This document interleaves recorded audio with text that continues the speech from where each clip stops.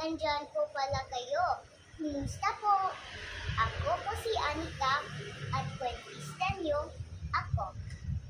At babasahin ko po ang kalasag ni Kara nang pumutok ang bulkan.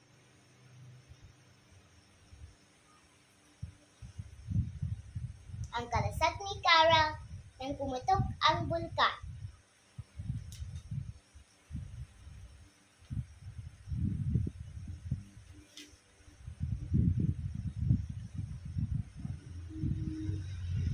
May balita sa telebisyon. Kasalukuyang nakataas sa alarm ng bulkang pinatubo. Nangungulugan ito na mayroong bahagyang pagkalig-galig na maaaring hulog ng nangyayaring tectonic sa ilalim ng bulkan at hindi naman na mataan ang pagputok nito sa nalalapit na panahon. Kailangan ang pag-iingat at iwasan hanggat maaari ang pagpasok sa Pinatubo crater. Pinaalalahanan ang buong pamayanan at lokal na pamahalaan na maging handa sa mga panganib ng lindol at pagputok ng bulkan. Kailangan suriin, ihanda at paghibalin ang contingency, emergency at iba pang planong paghahanda laban sa sakuna.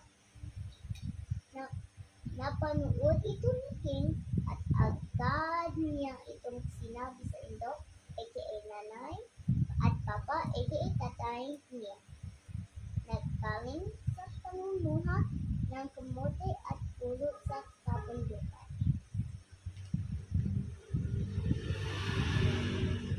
Alat na po walang pinatubo ngayon, Indo at Papa. Salubong ni King sa kanyang mga magulang. Pinuntahan ng Indo at Papa ni King ang kanyang apo, aka Lolo, Papu, aka Lola, Kara, aka Tiyahin, at Ama, aka Tiyuhin, para ibalita ang kanyang sinabi. Pinuntahan din ni King ang mga batang naglalaro sa labas ng kanilang bahay para sabihin may nangyayari ngayon sa ilalim ng Pinatubo. This is not the Papa. Di naman tayo aabutan ng pagputok ng bulkan, sabi ng isang bata. Malayo naman tayo sa Pinatubo sabi ng isang bata. Di tayo pabayaan ni Apo na malyari. Kalasag natin siya, sabi naman ng isa pang bata. Nang marinig ni King ang pangalan ni Apo na malyari, bigla niyang naaalala ang kwento ng isang batang babae na inikwento ng kanyang ito. What story did King remember basing on the title?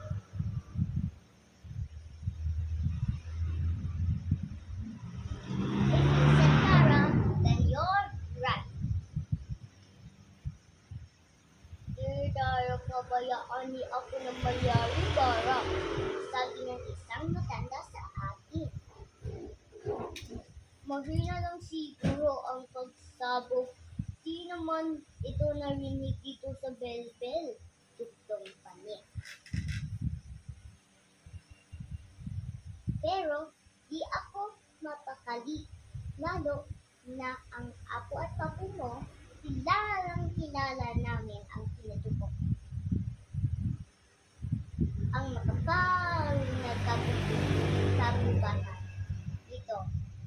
pinagkukunan namin ng mga pagkain noon sa mga nagdaang araw noong buwan ng Puno taong 1999, parang may kakaiba namin napapansin sa palibot ng pinatubo. Sinabi namin kay Sister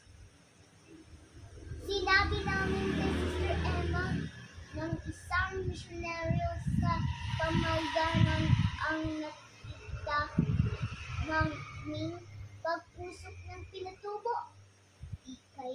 Di kaya nagalit si Apo ng Mayari? Sabi pa ng apo mo sa akin. Agad ipinarating ni Sister Emma ng Philpox, aka Philippines Institute of Volcanology and Seismology. Ang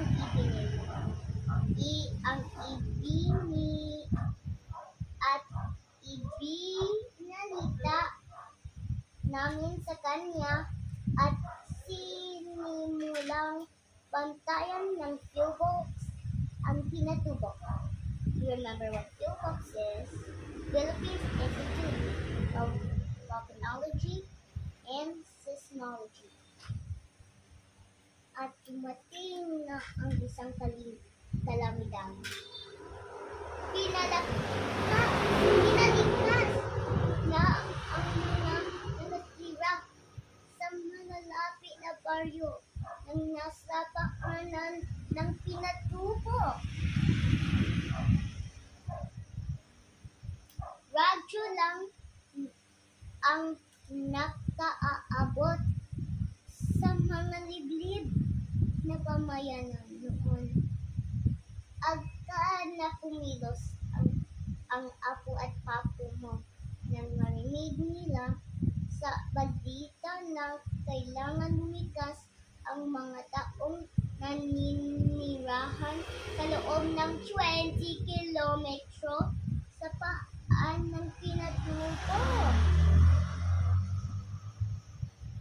Nasa alert na po na ang bulkan.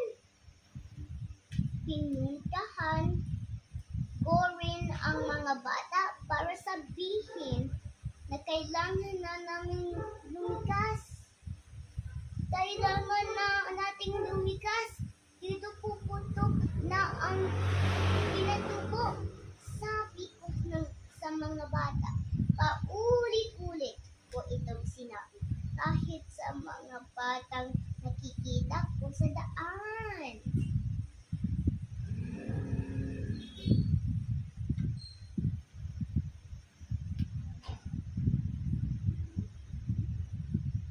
Napakadilim talaga noon.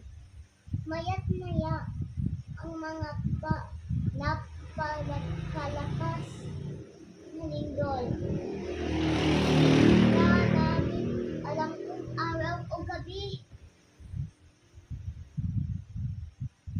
Di tayo pabayaan ni Apo ng Mayari, sabi ng apo mo sa akin.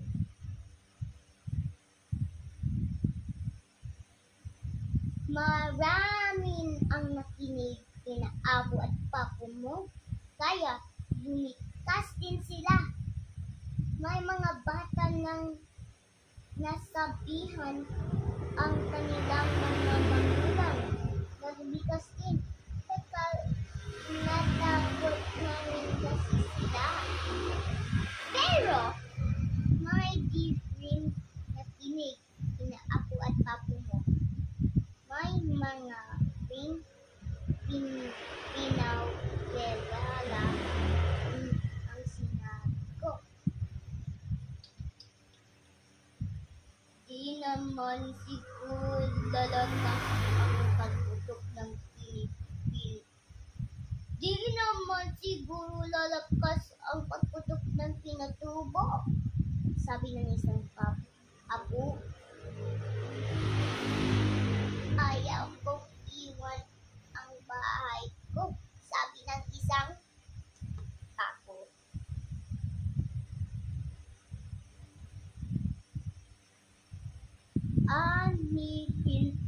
muna ang mga tanim kong kamote. Sabi ng isang ama. Di ako makalalakad ng malayo. Sabi ng isang bata. Papa,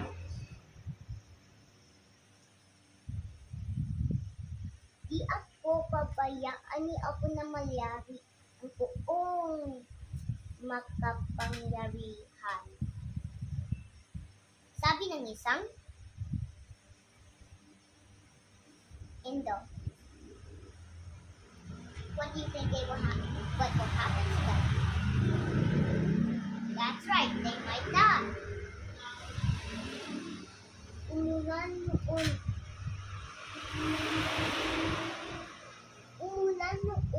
ng mga bato at abo at buhangin. Malakas ang mga kulog at kidlat. Nasaan ang mga bus na aming sasakyan?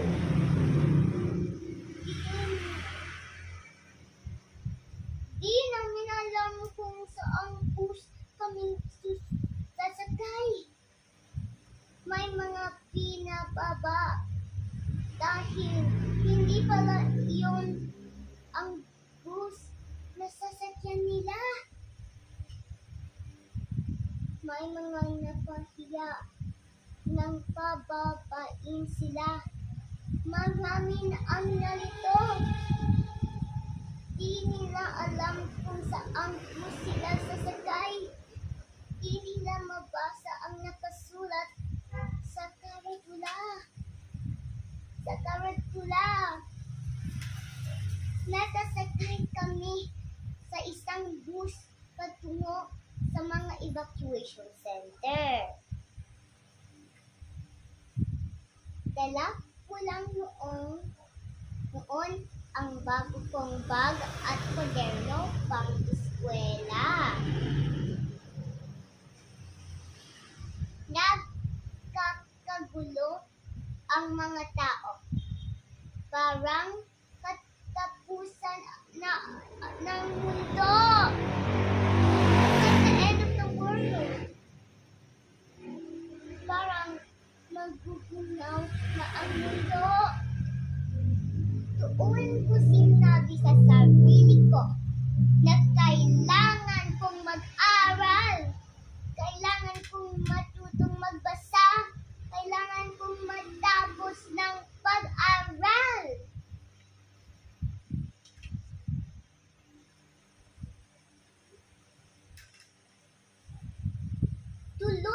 Tuloy ang pag-ulan ng mga bato, abot at buhangin. At halos kalahati ng mga tao sa isang baryo ayaw lumikas. What will happen to the people who didn't want to likas? I know, because they might die. Ayaw nilang iwan ang kanilang bahay in the cost of them dying. Ayaw nilang iwan ang kanilang mga pananim in the cost of them dying. Ayaw nilang iwan ang mga alagang hayop. If you have a kalabaw, just put them on a leash and do it and ride it. That would be easier. And why would you do that just to make sure? You would die if you did that. At maniwala sila. Di sila pabayaan ni ako na mangyari. It's okay to believe that someone won't abandon you, but you still need to act for yourself. Next page. Nagbalik sa kabundukan ang mga di nakasakay ng bus. Really? Even though they were at the place where the buses were, they didn't go on one? They just went back to where the destruction part was? It's like they wanted. Namalagi sila sa mga kuweba at puno 9,991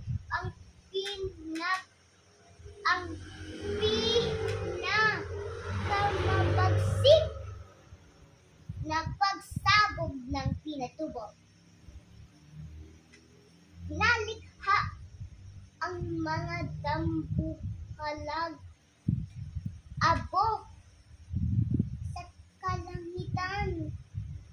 Abo is ashes, by the way. Nagising na ito ng tuluyan buhat sa halos 500 taong pagkakahimbing.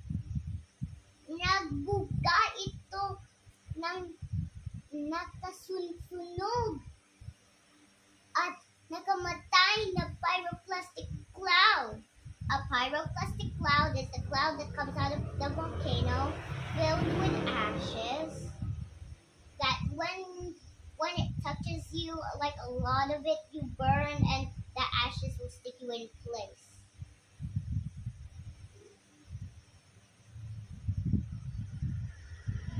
Na kapag natamaan ka, maging isang estatwang buhangin ka. May mga nagsabi na may ilang nakaligtas sa mga kasama namin naglagi sa mga kuweba.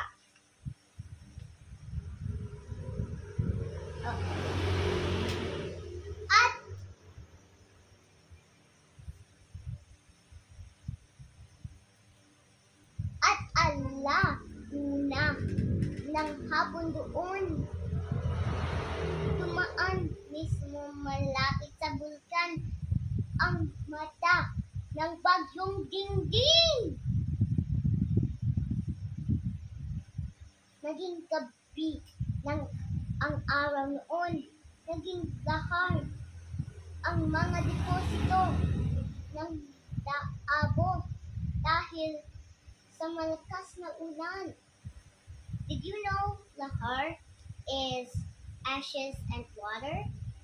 And it's when it floods, the water goes down, but the ashes don't go down. So it's like your house is buried in sand.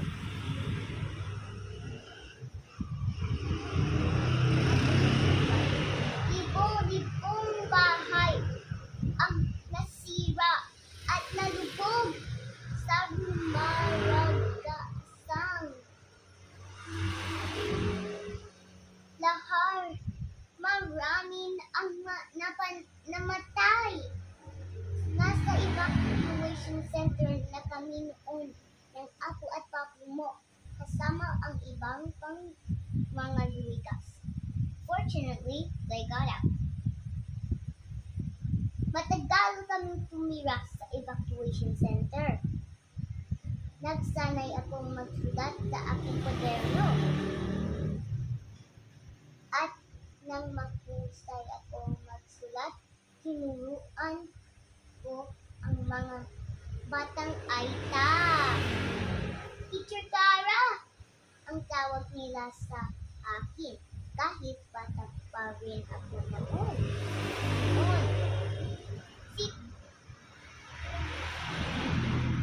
Si Cara ang kaunang-unahan nakatapos ng pag-aral sa aming baryo. Pero kahit isang guro siya, di pa rin niya nakalimutan ang mga gawin ng mga tribo. Ang pagtatanim ng kamote at pangunguha ng pulot sa kagubatan, iyong pagputok ng pinatubo,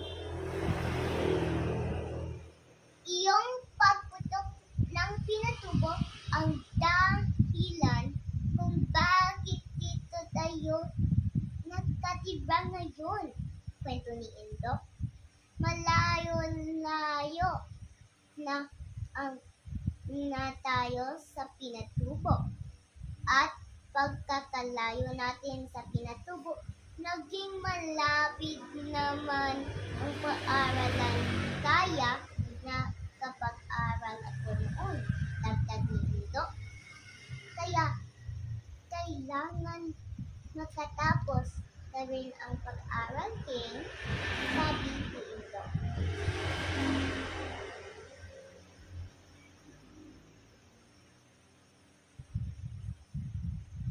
Talasag ko rin si Apo na Malyari at naisip ko pwede ring maging dagdag na kalasag ang pagkatapos ng pag-aaral.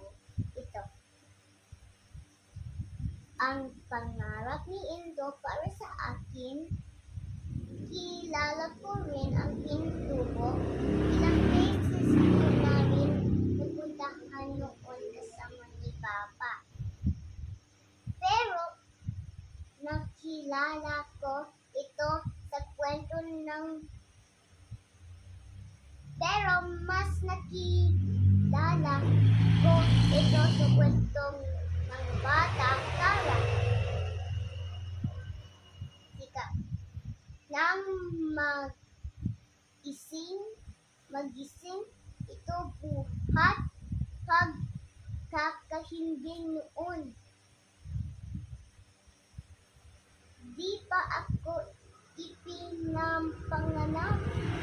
Lagi pa rin niyang ikinukwento sa kaniyang mga mag-aaral ang mga karanasan niya sa pagputok ng Pintubo noon bata pa siya. Ito si King, ako si King, Indo ko si Tara, isang guro ng mga batang aita na tulad ko. The end. Bye, Cozy Learners! How did you think of the story? Comment it down in the comment section. Bye! Love you!